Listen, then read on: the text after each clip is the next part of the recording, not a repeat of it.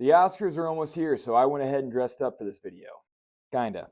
Now, I assume if you ask most actors, they would say that this is the pinnacle of their career when they can walk up on stage and receive that golden statue that they can put next to their 5th grade soccer participation trophy. But just like most good things, it doesn't come without its highs and lows. So today we're going to look at each individual actor who's been nominated for an Oscar in the leading role category. And we're going to go ahead and take a look at their movies that have been rated the best and the worst according to IMDb. It's amazing some of the shit these people did before they got Oscars.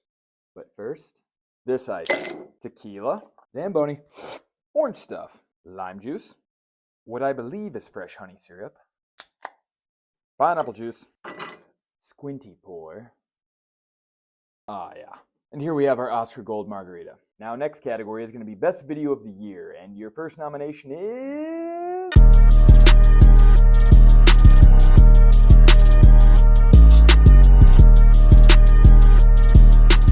So as I mentioned, we're going to be doing actors in a leading role, so it's not going to be your supporting actors, or it's not going to be best movie, so I don't really give a shit how the movie actually does. We're talking main character, their best movie, their worst movie, and maybe you find a few ha-has along the way. Our first Oscar-nominated actor that we're going to talk about today is Sebastian Stan, nominated for his role in The Apprentice. Now, The Apprentice got a pretty respectable 7.1 on IMDb. I'm going to be completely honest, though. I fully expected a movie about Donald Trump to be played by Donald Trump. Mind-blowing. Now, his best movie is kind of a bullshit cop-out. While he was not the absolute main characters in these movies, he still played a very significant role, but it was both the Avengers Endgame and the Avengers Infinity War movie. Both supporting an 8.4 on IMDb, so they are his absolute best credit that he has. It doesn't seem fair to give him that one, but at the same time, I don't make up the rules. I do, but I don't. I do. But it's a pretty good credit to have on your IMDb page. Now, his worst credit on IMDb, while he is not the main character, he still plays a significant role, but it is called Tony and Tina's Wedding. Now, if you have never heard of this movie, I am not shocked because it does look like it was recorded on a flip phone. It got a whopping 3.7, but the cast does have a little bit of star power. You got Mia Kunis, Jon Bernthal, Adrian Grenier, and Sebastian Stan. Those aren't really small names for this extremely low-budget movie, but obviously this was before any of them got any sort of stardom, so you kind of see how it happens. Story of an Italian bride and groom, and they're getting married in a venue, and everything goes wrong on the day of the wedding, and just the groomsmen fuck up, and her last love comes back to try and rescue her. And once again, looks pretty terrible, so I could maybe save you some time and say, don't watch that. Next Oscar-nominated actor that we're talking today is Mr. Colman Domingo. Now, Colman was nominated for his role that he played in the movie Sing Sing. The story of a man who is wrongfully incarcerated, and as he gets released, he has to find his way back in the world, and he does so by joining a theater program where he performs plays and other performances with other ex-convicts, one that I should probably put on my list. Now, Sing Sing is actually his highest movie credit on IMDb, so that's going to technically be his best, but just because I wanted to keep it interesting, his next two would actually be 42, which is the Jackie Robinson story, and Selma, which is essentially a Martin Luther King Jr. almost biopic about the Black Rights Movement. Both of those have a 7.5, so they still come in just a little bit below Sing Sing, but those are his next two biggest. His worst IMDb credit is a movie called Timepiece, which is a 2.9 on IMDb. It's a movie about 7 dudes who come together to talk about group sex. I read that so many times to make sure that I wasn't making that up. Apparently, though, that's not something you can really talk about in a group chat. The next actor who was nominated for an Oscar this year is none other than Mr. Ray Fiennes.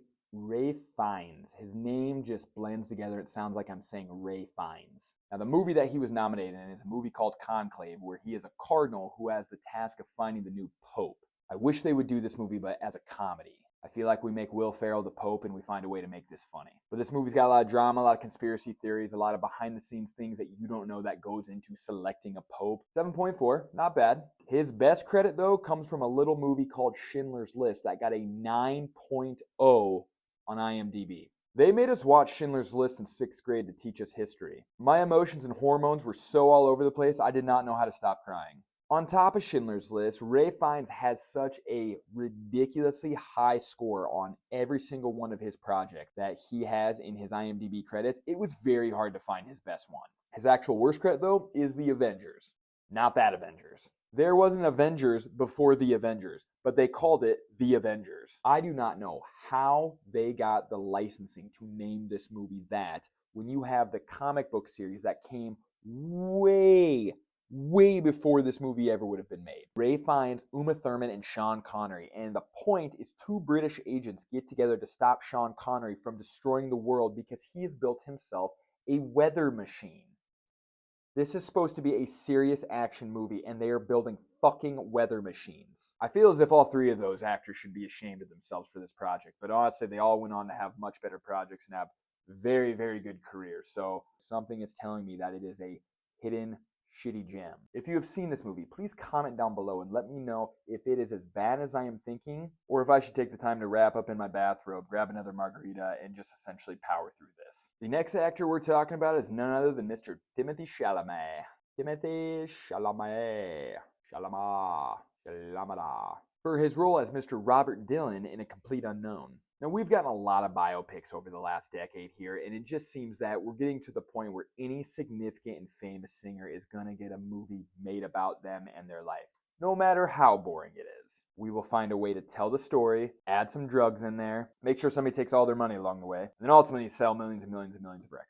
Now, when people say that success takes time, they clearly were not talking about Timothée Chalamet. This dude is in his mid-20s and already been in like 4 Oscar-worthy movies. If we want to get super technical, his best IMDb credit is Interstellar. That one holds an 8.7, and honestly, he's in it for very little that I actually did not count this one. You can say that's cheating, but I probably won't listen. So for that, we're going to make his actual best IMDb credit Dune Part 2. This movie is also nominated for Oscars this year because it was fucking insane. The visuals, the sound editing, Austin Butler coming off the top rope in that fight scene. This movie was incredible through and through. And honestly, if you haven't seen it yet, go ahead and cut out about 3.5 to 4 hours of your day so that you can finish the entire movie and still give yourselves 30 minutes to reflect. Another actor that just had a horribly hard time finding a bad credit on his IMDb page, but I found the movie 1 and 2. This movie's a weird story about a brother and sister who essentially have a very hard and very broken home life, and they find this supernatural ability to essentially teleport through time. I don't know. I get why this one's probably his worst one, and honestly, I bet he doesn't even do a bad job because he's Timothée Chalamet. And last, not least, the man who I think is actually going to win the Oscar, Mr. Adrien Brody for The Brutalist. Now, Adrien Brody already has 1 Oscar for The Pianist, and honestly, after 1 Oscar, do you really need another? Do you think Daniel Day-Lewis really looks at all of his individual Oscars, or think he has them in the basement in a box with the rest of his high school photo albums? I don't know, both scenarios seem pretty real to me. Now, The Brutalist is a story about a visionary architect who comes to America post-war and tries to create essentially something that's never been done before. He's given this task by this big, wealthy, kind of weird, mysterious man played by Guy Pearce, and there's many challenges along the way, especially with him being an immigrant, all the discrimination that he faces in America around that time. Now, Adrien Brody's best IMDb credit, and I'm going to cheat a little bit here because I absolutely love this TV show, is going to be none other than an 8.7 on Peaky Blinders.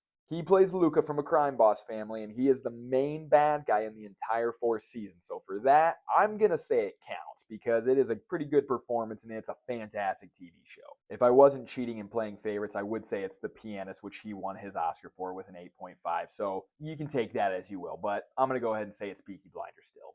And his worst IMDb credit, not even close, was a little movie he did in 2013 with Lindsay Lohan called Inappropriate. It is supposed to be a comedy movie, so I'll give him that at least. The tab, it has all these inappropriate apps on it and takes away everyone's freedoms and their ability to think for themselves. The story plot made absolutely no sense as I was reading it. I clearly have not seen this, but it's something that I feel like I must turn on because it's 83 minutes long and it's gotta be just so bad I can find some goodness in it. At the very least, it's a story that I tell everyone at the water cooler on Monday.